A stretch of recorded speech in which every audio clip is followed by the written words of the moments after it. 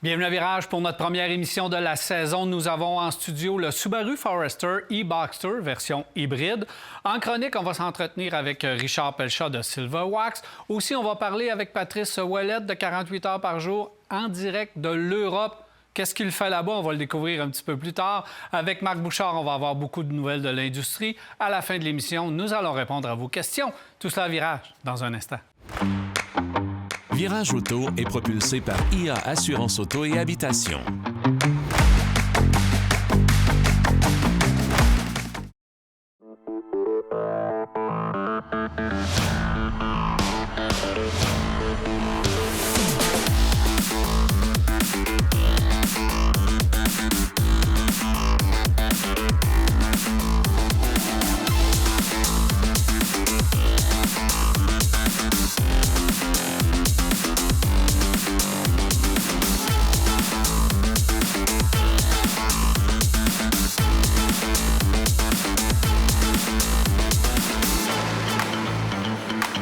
Avec moi aujourd'hui à l'émission, Jacques, bienvenue, Marc Bouchard. Salut messieurs, bien content de vous retrouver.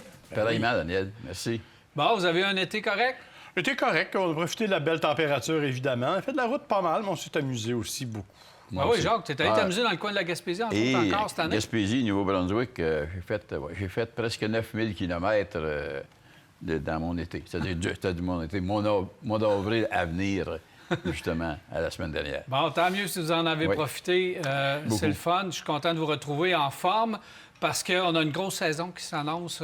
Beaucoup de matériel à l'émission, beaucoup de choses, des nouvelles voitures. Mais on va avoir nos mêmes chroniqueurs. Faites-vous-en pas. Ceux que vous aimez vont être là, les Dernay, les Silverwax, etc. On va avoir beaucoup de gens avec nous, encore une fois, que vous appréciez. Et en studio, nous avons, ça commence fort, Subaru Forester e-Boxster, donc version hybride du Forester. On l'a modifié récemment, ce véhicule. Et là, on arrive avec une version hybride, mais davantage à la sauce Subaru qu'à la sauce Toyota, parce qu'on est habitué dans l'hybride du côté de chez Subaru qu'on empruntait le système presque au complet de Toyota pour le placer dans son véhicule. Là, on a fait les choses un petit peu différemment avec cette voiture-là. Donc, on a notre moteur Boxer. On n'a pas utilisé le système, c'est-à-dire le système hybride de Toyota, qui veut dire un moteur à l'arrière pour avoir le système de traction intégrale. On a un arbre de transmission de l'avant jusqu'à l'arrière pour garder les propriétés Subaru. Donc, on a fait quand même un très bon travail avec ce véhicule. Vrai, mais en même temps, ça nécessite certains compromis au niveau de la consommation. Ouais. Parce que le système Toyota est généralement beaucoup plus économique, alors que du côté de Subaru, on va se dire les vraies affaires, on n'est pas vraiment dans les miracles économiques, là, hein? On nous annonce 6,9 selon Ressources naturelles Canada. Moi, j'ai fait un court essai. Hein, je vous avoue que j'ai pas été très, très loin, mais j'ai pas fait mieux que 7,2, 7,3. Alors qu'un Forester ordinaire, tu fais 8,3. On n'est pas vraiment dans une grande économie de carburant. Et il faut rappeler aux gens que c'est un hybride traditionnel. Ce n'est pas un hybride branchable, donc il n'y a pas d'autonomie électrique. Il y a une batterie 1,1 kWh, batterie lithium-ion. Donc, c'est vraiment là, et avec un moteur électrique qui agit un peu comme une génératrice au niveau de la transmission. Donc, de ce point de vue-là, on aurait peut-être aimé un peu plus d'économie. Je pense que ça, c'est peut-être le point faible du véhicule. Pour le reste, on est dans une vraie Subaru. Hein? On le sait, le Forester, bien, tu l'as dit, Daniel, a été remanié un peu. On a modifié des choses. On arrive avec un véhicule qui est à peu près similaire à ce que l'autre nous propose, sauf que l'autre élément, c'est que si on veut le e-Boxer, il faut aller dans les versions haut de gamme et donc dans les versions... On a une seule version au Canada de c'est ça. Ouais, c'est ça. Aux États-Unis, je pense qu'ils ont 3-4 versions. Exactement. Mais nous, il faut vraiment aller dans la plus haute gamme. Donc, on parle d'un véhicule qui vaut au-delà de 55 000 ou à peu près. Donc, c'est quand même beaucoup d'argent, bien que vous ayez la totalité de l'équipement.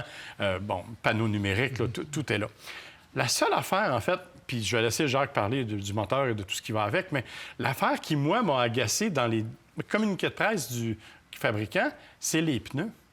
C'est monté sur des pneus 19 pouces avec des jantes au design unique. Hein? C'est vraiment... Ce sont des jantes particulières. Mais les concessionnaires n'ont pas de pneus d'hiver pour le Subaru Forester e-Boxster.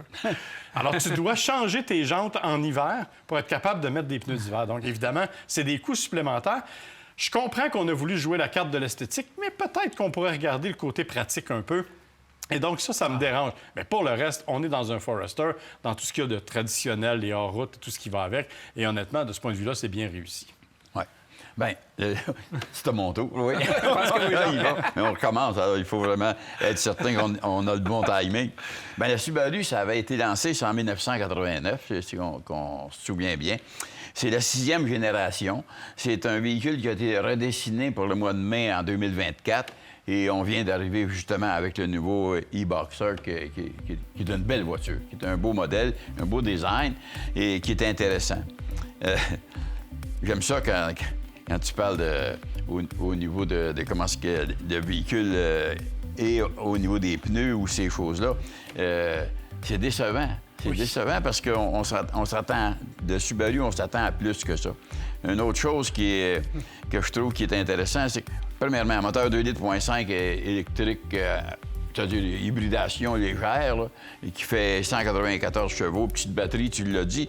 Parce que dans la compétition, il y a des places que c'est même 0,9, alors 1,1. 1,1, on va pas vraiment virer loin avec ça. L'économie, 7,7. Moi, j'ai fait du chemin là, un peu bien plus autour de 7,7 que 7 km.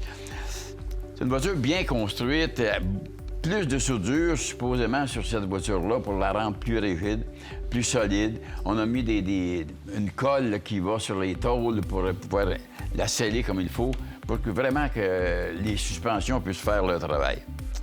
C'est une voiture qui est silencieuse. C'est une voiture qui a un bon volant qu'on peut prendre en main. C'est une voiture qui est bien adaptée pour les routes québécoises parce qu'elle a une suspension molle.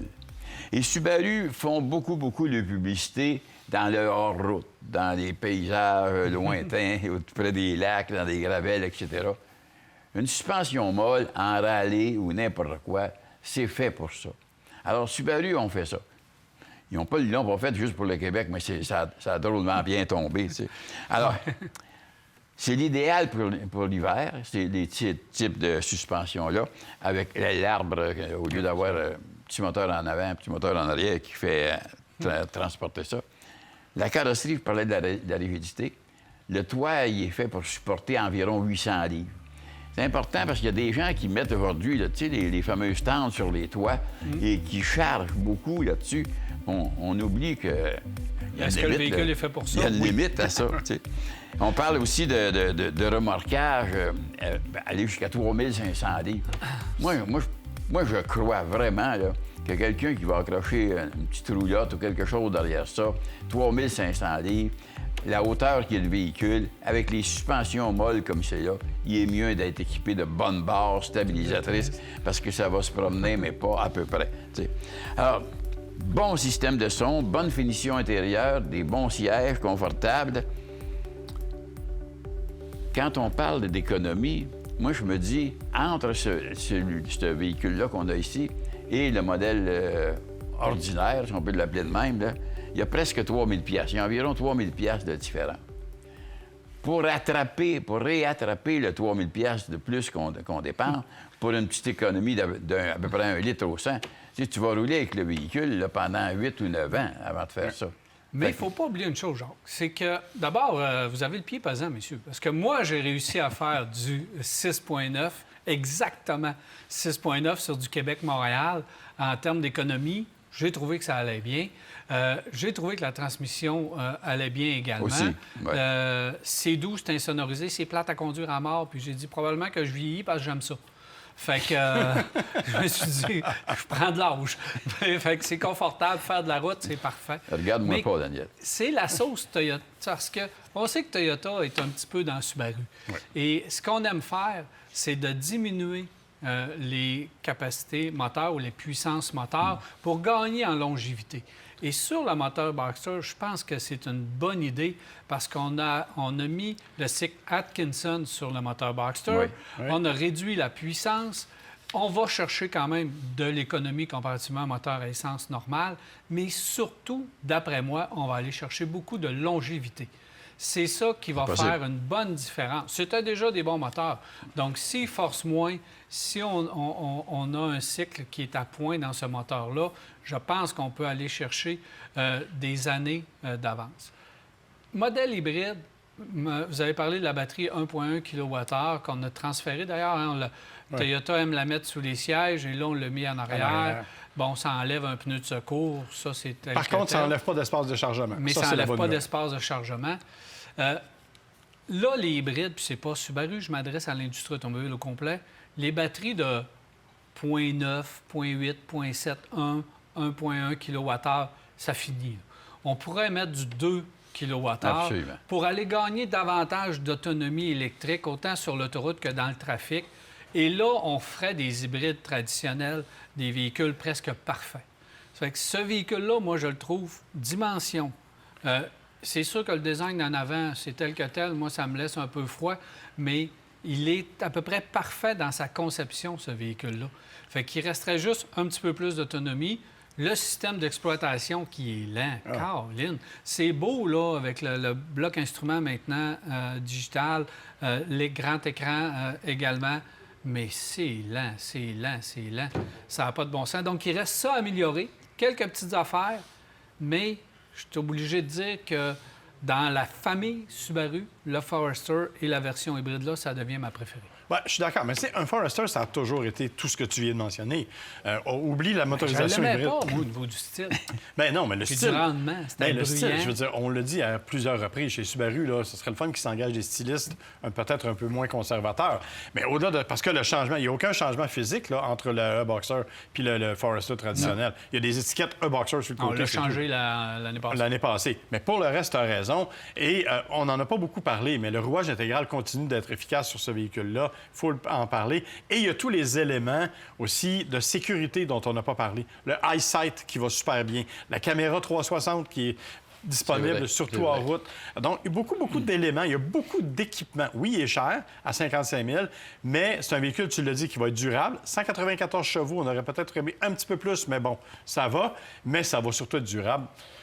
Subaru aime dire 96 de nos véhicules des 10 dernières années sont encore sur la route. Oui. Je pense qu'on comprend pourquoi quand on a conduit ce véhicule-là. Merci, messieurs. Plaisir. On se revoit plus tard. Plaisir, merci. Alors voilà, on s'arrête à virage et au retour, Richard Pelchat s'installe. Restez là. Car Expert, l'expert carrossier, vous a présenté cet essai routier.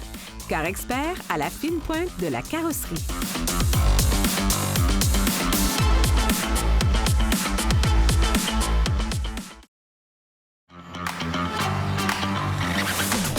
Ce volet esthétique vous est présenté par Silverwax. Silverwax, des produits de haute qualité, conçus, fabriqués et testés au Québec.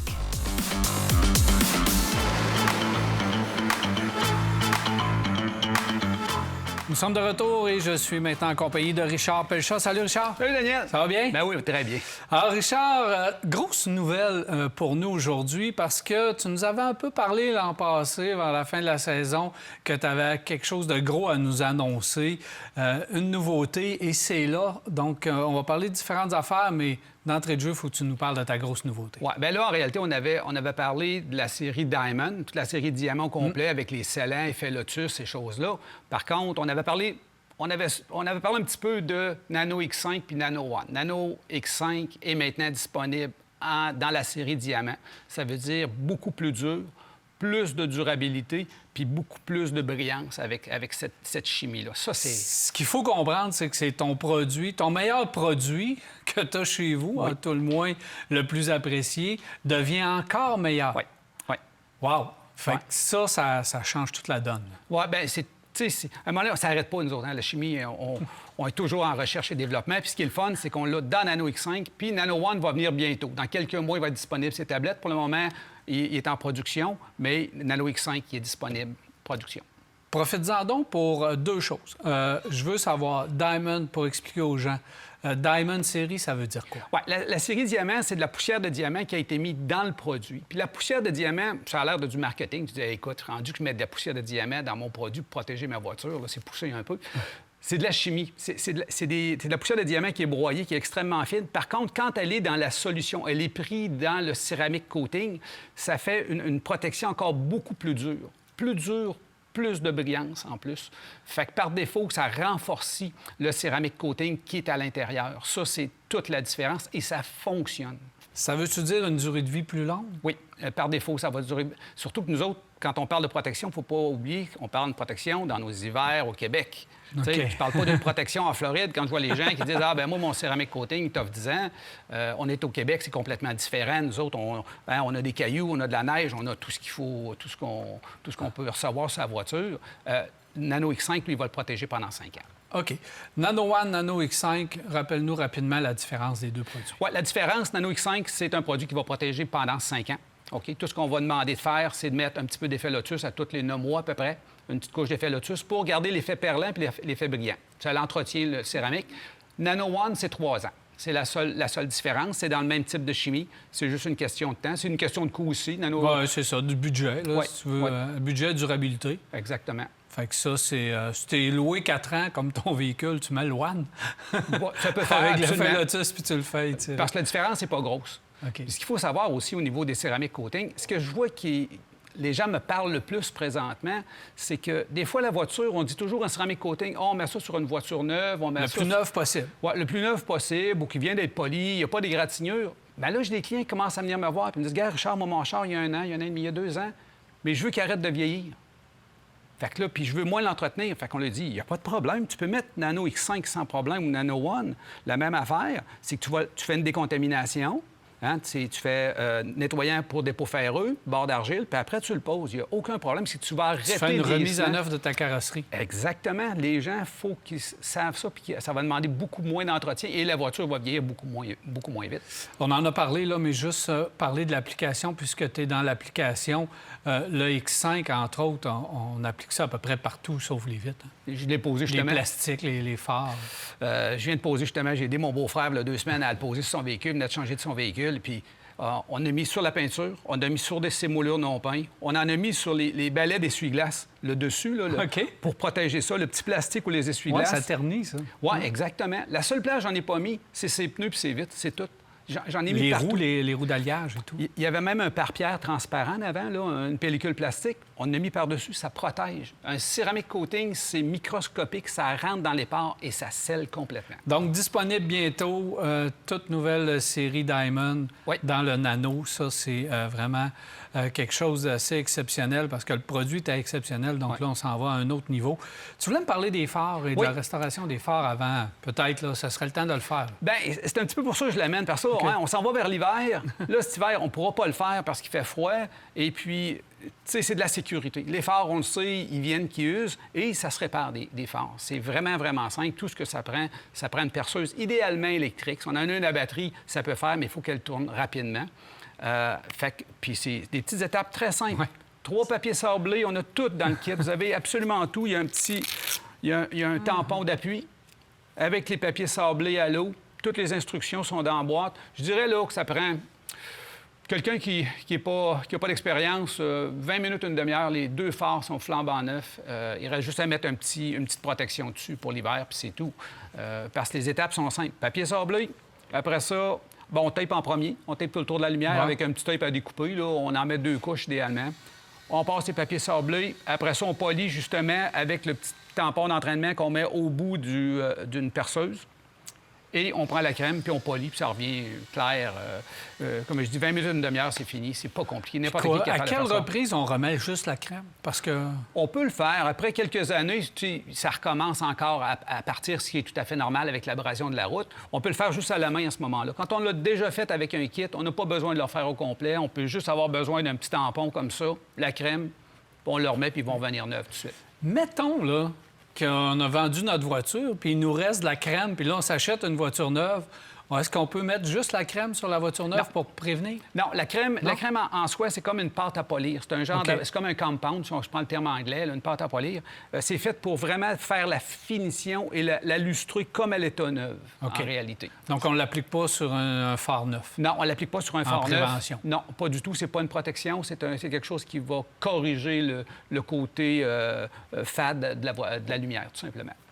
On reste dans la protection et on reste dans la cire parce que là, tu nous as amené différents types pour s'occuper de notre carrosserie. Oui, j'ai amené une petite crème égratignure. C'est un petit peu le temps encore avant l'hiver. Crème égratignure, souvent, les gens connaissent pas ça. On a une égratignure, on a été accroché un petit peu. Puis si la peinture, on voit pas la couche de fond qui est gris normalement ou blanc, On peut l'enlever, l'égratignure. C'est facile. Tout ce que ça prend la crème pour égratignure avec un petit tampon. On met la grosseur d'un 2 là, tout simplement, puis on frotte.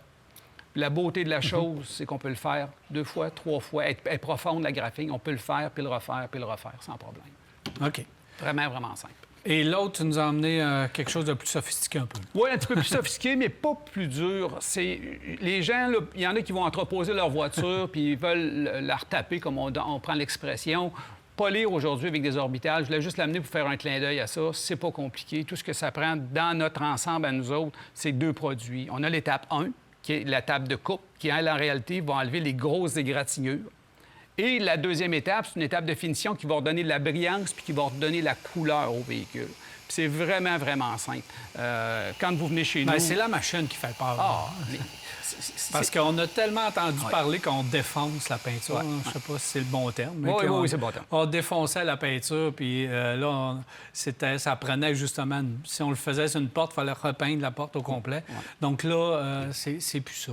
Avec les orbitales, avant, ça, c'était des rotatives, des machines qui faisaient juste tourner. Les nouvelles orbitales qui tournent, puis en plus, qui sont décentrées, si on peut... tu peux pas défoncer. C'est ça la beauté de la chose. C'est un petit peu plus long, il faut y aller plus tranquillement, beaucoup moins dur à faire, beaucoup plus facile, et la brillance est au résultat. Ça fonctionne vraiment, vraiment bien, facilement. Quelqu'un qui est le moindrement manuel est capable de le faire avec ses orbitales. Ça va prendre, après 5-10 minutes là, de jouer avec la machine, il va pouvoir faire le véhicule au complet. Richard, on se reparle bientôt, cette fois-ci, pour préparer notre voiture pour l'hiver. Ah oui, absolument. Merci beaucoup. Ça fait plaisir. Alors, voilà, on s'arrête à virage et on va bien rester là.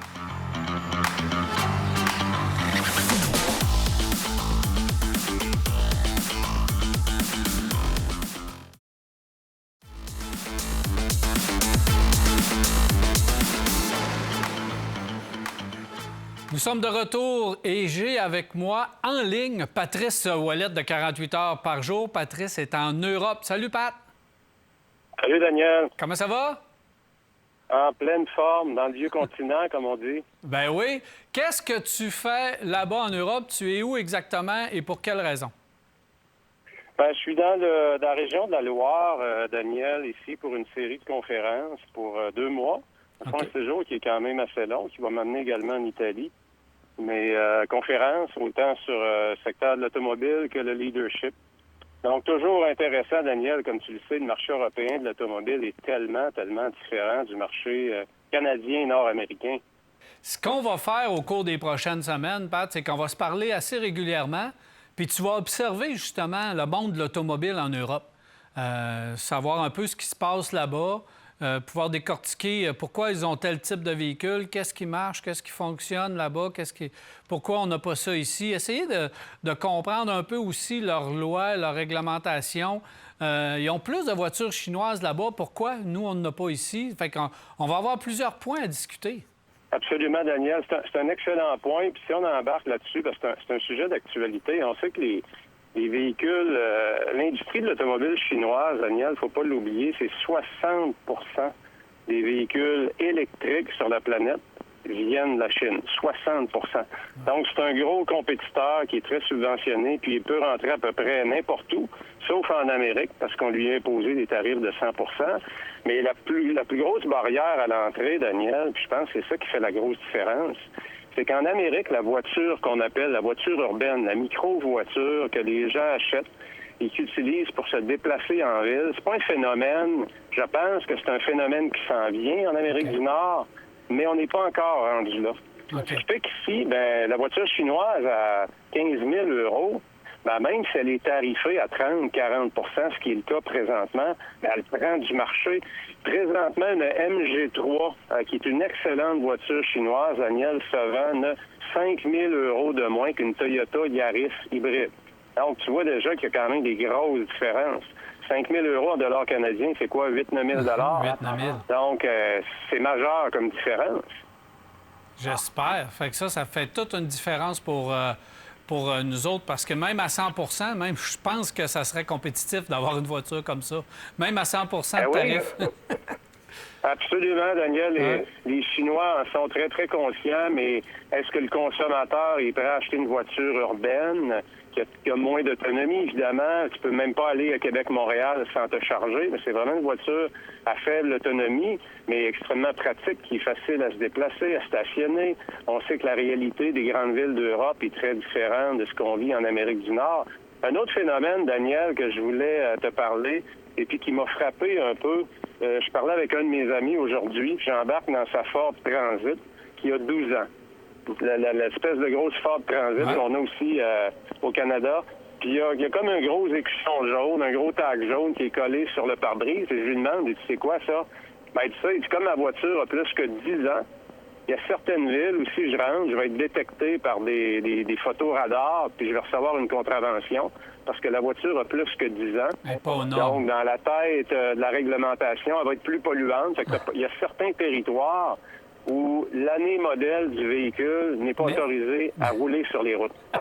C'est assez particulier, là. Mais ça, c'est quelque chose qu'on veut voir et que je pense qu'on va voir de plus en plus un peu partout à travers le monde.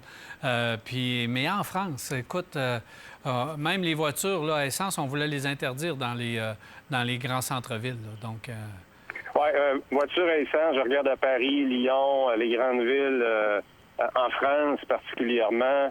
Il y a seulement les véhicules hybrides ou électriques qui peuvent aller à certaines heures de la journée. Ça va varier selon le type d'auto et l'année modèle. Et c'est là que les espèces d'écussons qu'on met sur le pare-brise, qui sont détectés par des caméras intelligentes, permettent de dire si tu peux aller dans tel secteur de la ville ou pas. Et ça varie, Daniel, aussi, selon l'heure de la journée. C'est pour vous dire comment est-ce qu'eux sont vraiment, vraiment en avance sur où on est présentement, là. Patrice, écoute, tu vas continuer d'épier l'industrie automobile en Europe. Lors de notre prochain entretien, on va parler aussi de Renault. Je pense que c'est bien important de parler de Renault. Tu as observé des choses là-bas. Alors, on va se reparler très bientôt, Pat. On va aller encore plus loin dans l'industrie automobile de ce qui se passe en Europe. Merci de faire nos yeux et nos oreilles en Europe et d'épier le marché pour nous. Puis on se reparle très bientôt, Pat. Merci, Daniel. Salutations à tous les auditeurs. Alors voilà, on s'arrête à Virage et on vous revient.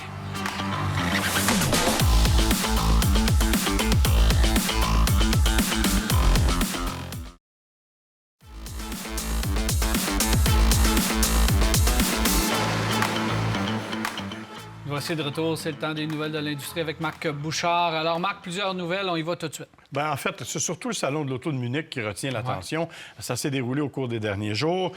Ça remplace le Salon de Francfort, qui était un des grands salons du monde. Mais là, évidemment, on est beaucoup plus réduit en termes de superficie, beaucoup plus réduit aussi en termes de nouveautés, même s'il y a quand même eu 40 premières mondiales au Salon de Munich. C'est énorme. Là-dessus, il y en a 27 qu'on ne verra jamais chez nous. Bon, tu sais, les Renault Clio et autres de ce monde. Il y en a quand même quelques-unes dont je vais vous parler parce que je sais à quel point tu aimes ça. Oui. Mais celle qui m'a marqué, moi, c'est la Audi Concept C. En fait, la Concept C, c'est la nouvelle TT, tout simplement. Audi nous avait dit non, on ne reviendra pas avec une TT, oubliez ça, ça ne sera jamais électrique. Et pourtant, on nous arrive avec un véhicule qui ressemble à s'y méprendre à la Jaguar type 00. Surtout la portion avant. C'est incroyable, hein? C'est certain que ça sortira pas comme ça. Bien, pas du tout. Oublie ça, là, ça peut pas. On arrive quand même avec une nouvelle plateforme, la plateforme qu'on appelle PPE, qui permet d'avoir jusqu'à 600 km d'autonomie. Cycle européen, il faut le rappeler. Donc, 150 de moins chez nous ou à peu près.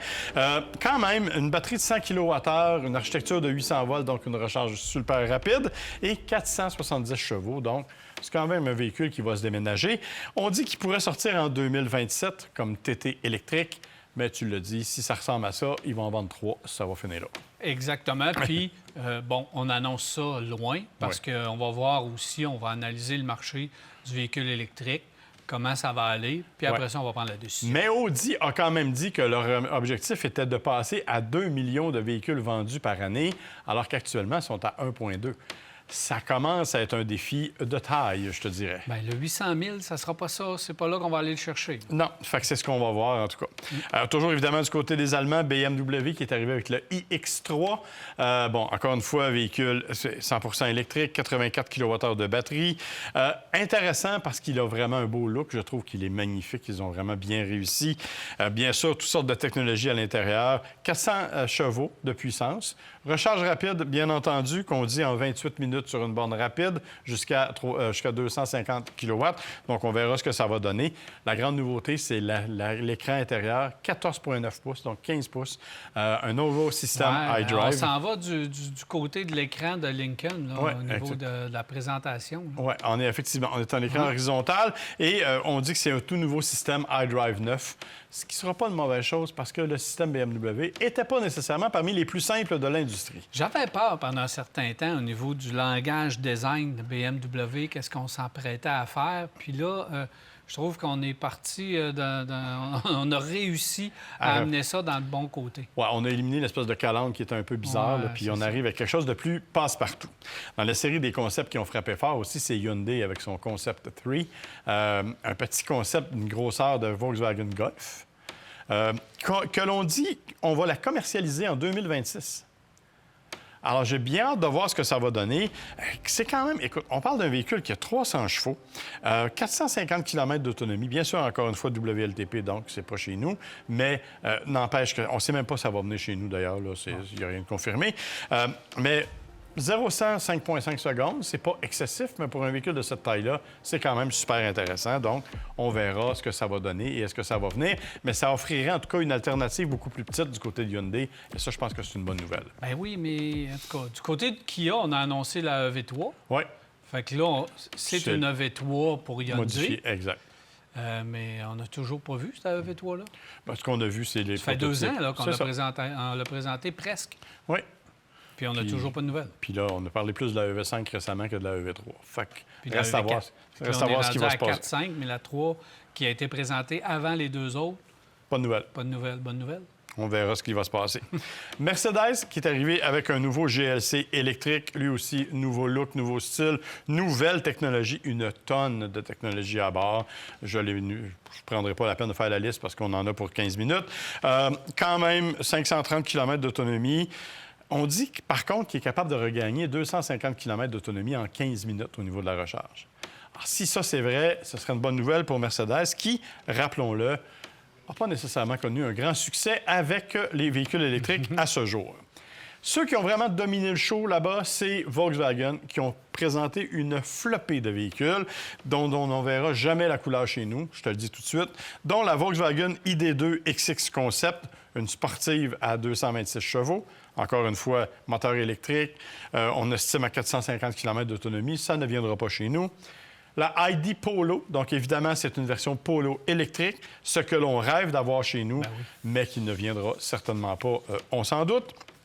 Le T-Roc, ça peut se discuter parce qu'on pense que peut-être il pourrait y avoir une possibilité qu'éventuellement il traverse, mais on n'est pas rendu là. Donc, et il y en a eu plein d'autres, le ID Cross, entre autres, qui est aussi un petit VUS renommé. Donc, on a vraiment travaillé fort du côté de chez Volkswagen pour l'électrification, mais je répète, aucune annonce pour l'Amérique du Nord. Je comprends pas les plans de Volkswagen. C'est quoi? On les a jamais compris. On va avoir un Tiguan, un Taos, une Jetta, un Atlas. Amusez-vous avec ça. C'est à peu près ça. Un ID Buzz ici et là. Qu'on vend pas, mais puis tous les beaux petits véhicules qu'on a en Europe, de belles dimensions, qui, d'après moi, auraient un succès ici fou, on les a pas. Non. Qui prend une décision? Pas nous autres, en tout cas. Y a-t-il quelqu'un au Canada qui défend Volkswagen? Je pense pas. Honnêtement, je ne pense pas. Je pense que les décisions sont prises aux États-Unis. Puis aux États-Unis, ils n'en veulent pas de petites voitures. Alors, c'est aussi simple que ça. C'est aussi simple que ça. Une dernière, vite. Polestar 5. Nouvelle voiture de Polestar, 884 chevaux, 600 km d'autonomie. Un véhicule qui n'a pas de fenêtre arrière comme c'est maintenant. Comme la norme chez Polestar. Ben oui. Est-ce qu'on a besoin d'autant de puissance? Je comprends pas. Merci, on peut le faire. Merci, Marc. Ça fait plaisir. Alors voilà, on s'arrête et on revient rester. Ce segment est une présentation du réseau des garages recommandés CAA Québec et de B-Lepage Autoservice. Visitez caaquebec.com pour trouver votre garage.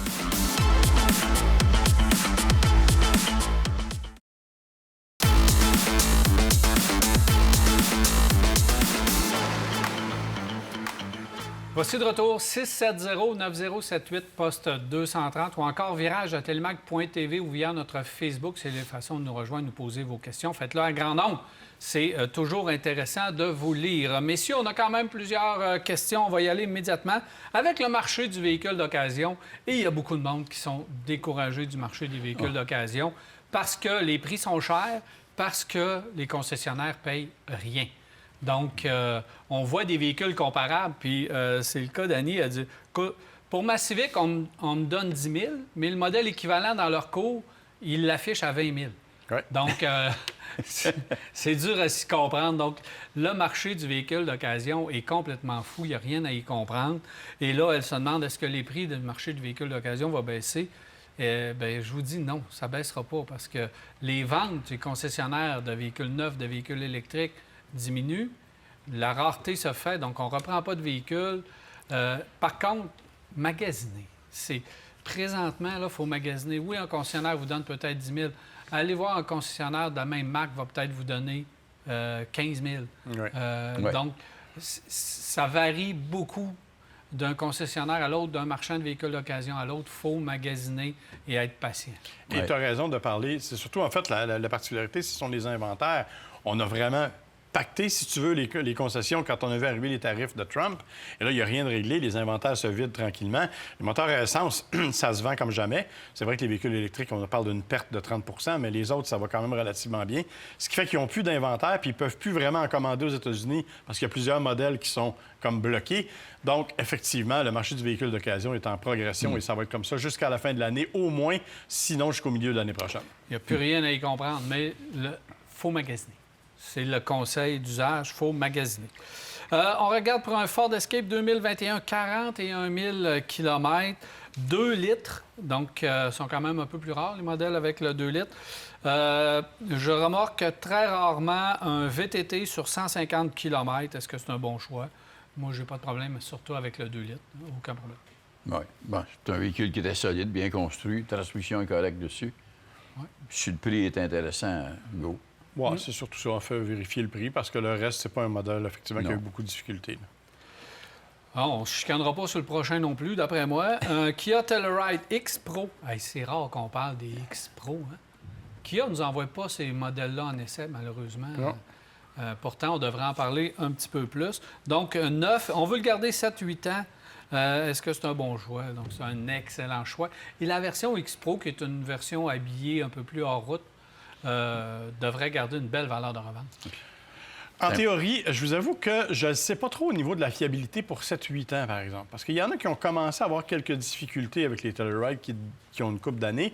Alors, honnêtement, je vous avoue que ça demanderait peut-être un peu plus de recherche à ce niveau-là, mais à la base, c'est effectivement un excellent véhicule. C'est un très, très bon. Il n'y a vraiment pas de problème là. Agréable à conduire aussi. Oui, c'est un beau véhicule. Et spacieux. Il y a une bonne espace à l'intérieur. On pense quoi du nouveau CX-5 de Mazda? Donc, c'est une évolution, mais je ne l'ai pas vu en vrai encore. Je ne l'ai pas essayé encore. Ça va se faire probablement après les fêtes seulement, début d'année, qu'on va pouvoir voir ce véhicule-là.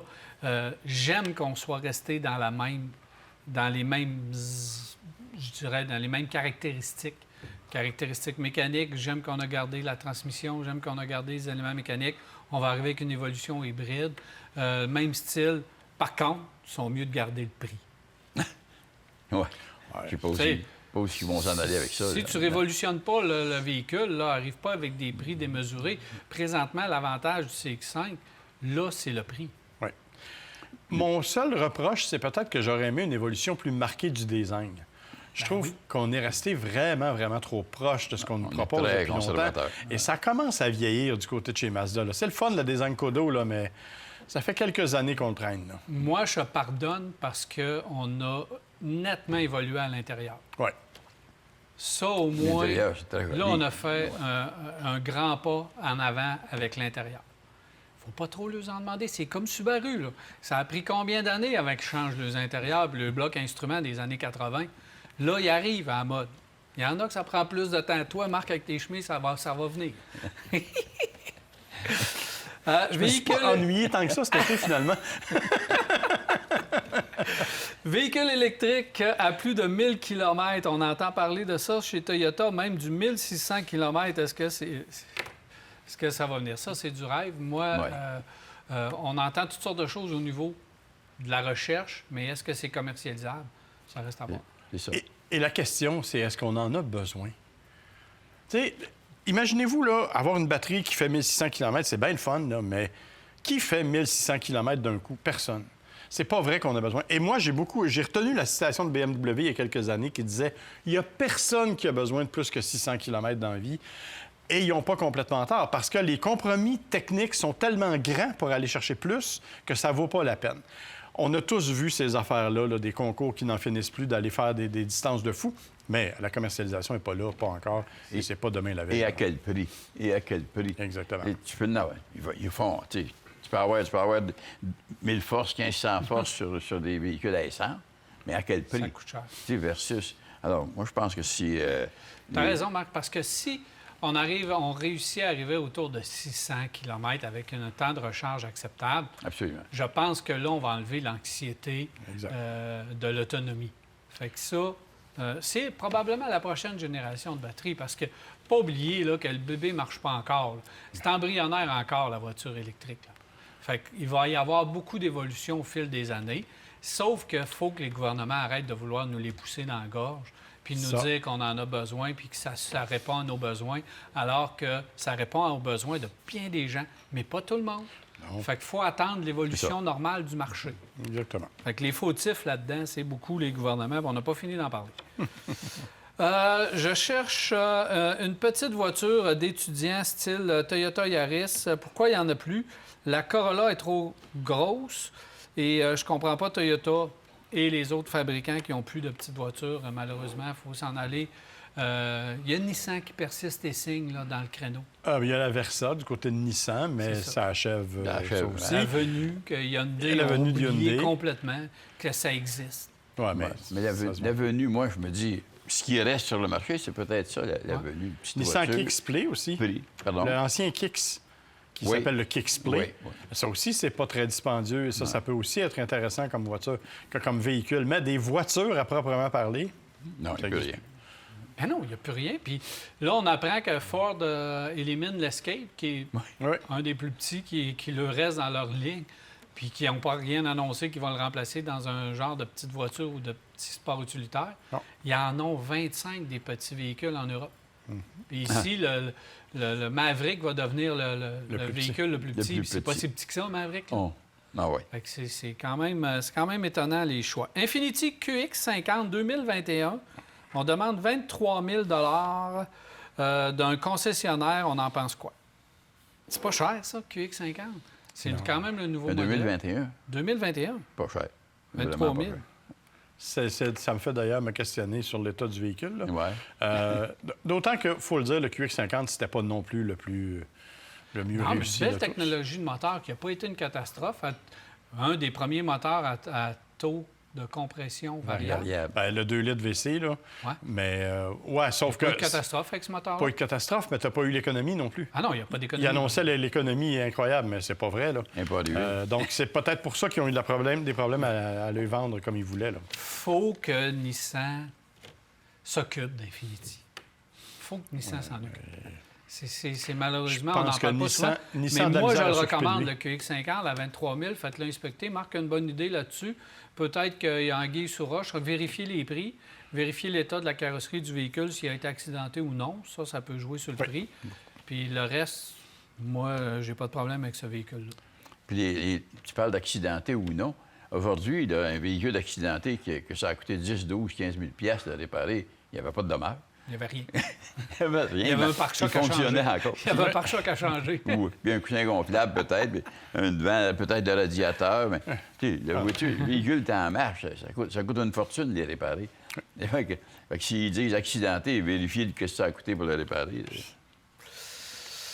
Monsieur Martel, il dit « J'ai un budget limité. Je regarde pour acheter un F-150 2016, 186 000 km pour une compagnie propre. Je fais pas beaucoup de kilométrage. On en demande 23 000 quand même. 23 000. Le prix du QX50, hein, je te signale. C'est ça. Vous pourriez acheter un QX50, monsieur. Mais là, si on a besoin de la compagnie de Mettre une remorque en arrière. Inspection. On ne peut pas dire d'autre chose. 2016. Mais c'est pas un kilométrage qui est déraisonnable. Non. Puis, quand tu as un budget limité, Ouais. assurez-vous de ne pas avoir de grosses réparations à mettre sur le véhicule prochainement. Donc, faites inspecter transmission, moteur, transmission, différentiel. Si tout ça est bon, la carrosserie est en aluminium à partir de 2015. Ouais. Ça, vous n'aurez pas de problème de ce côté-là. Donc, le rendement des suspensions et tout ça, je n'ai pas des grosses dépenses. Mais regardez les gros éléments mécaniques, puis moi, j'ai pas de problème avec ça. C'est sûr qu'il est à bout d'ordre. Il ne faut pas le pousser à bout au niveau du remorquage, mais pour le reste, ça va bien.